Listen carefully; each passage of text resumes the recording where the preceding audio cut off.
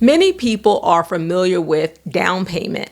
You know that when you're buying a house, you're probably going to have to make a down payment. There are usually some minimums. They do have some no down payment mortgage options, and then the typical ones are either 3%, 3.5%, 5% on up. But a lot of times people are not familiar with the upfront costs that it may cost you or that you need to be ready and prepared to pay when you're buying a house. We're going to talk about 3 upfront costs that I want you to be prepared for. I'm Shaheedah Hill, getting you over the hill to homeownership and helping you confidently buy your first home. So the first one is earnest money. Earnest money is money that you are going to submit, usually with your accepted contract, showing that seller that you're serious about buying their home. If there was no what they call consideration, if there was no earnest money, people would just go and, make offers on houses, go under contract, cancel those contracts with really no consequence. And maybe, there'll be lawsuits and that sort of thing, but who wants to go through all of that? So earnest money is in place that if the seller accepts your contract and you terminate for various reasons, they'll be laid out in the contract, you may be at risk of losing that earnest money. So the seller feels a little bit more confident that this buyer is serious. I would suggest that you save at least 1% of the purchase price for your earnest money.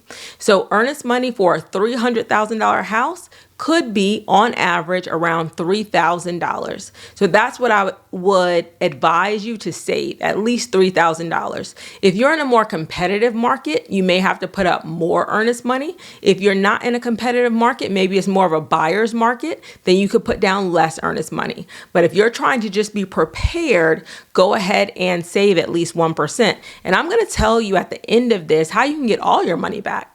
All right, the number 2 item is home inspections, and these are in order. So earnest money would be the first money that you would have to put up, typically with your accepted contract. Then you have your home inspections.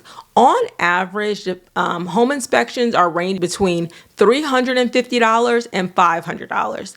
Now, the larger your home is, and if you're in more expensive parts of the country, like California, New York, that sort of thing, then they'll probably be more expensive. But on average, they're $350 to $500. And again, the more square footage you have, the more the inspector is likely to charge you. All right, number 3 is your appraisal. And this is usually the last upfront cost you'll have to pay, because if something happens during the home inspection and you terminate that contract, you wouldn't get that home appraised. So usually this is the last thing that you do.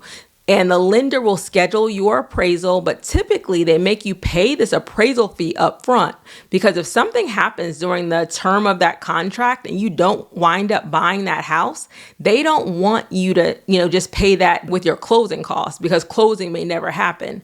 You do, however, get a credit for this because you already paid it up front at closing. It's not the case typically with home inspections. Home inspections, you're typically going to lose that money that you paid out of pocket. However, let me give you my example of a buyer that was able to get all of her money back. So, and sometimes you'll see this on social media where people will say, oh, I got a check back at closing. They're really getting probably their earnest money back and maybe some of their appraisal fee back, because the seller has contributed to their closing costs. So in this example, I had a client that did a Navy Federal loan, and Navy Federal, the program that they used was 100% financing. So there was no down payment. So she didn't have any money for that. And the seller covered all of the closing costs plus extra. So they were able to get, although they had to put up the earnest money at time of contract, they still had to pay for their home inspections and pay for their appraisal. Because the seller covered all of their closing costs, they got their earnest money back at closing, they got their appraisal fee back at closing, and they also got their home inspection. This is the first time, and I've been in business for a while, that I've seen a lender return the home inspection fee. They asked my client for a receipt of their home inspection, and they were able to receipt that back to them. So definitely ask if your home inspection can be refunded to you, because this may have been something I was just not aware of. I hope this all makes sense. You are Again, up front, you may have to pay these. The more that the seller pays or the builder pays toward your closing costs, the less money you'll have to ultimately spend out of pocket. Please put any questions in the comments. Please like and subscribe to my channel for new videos every week.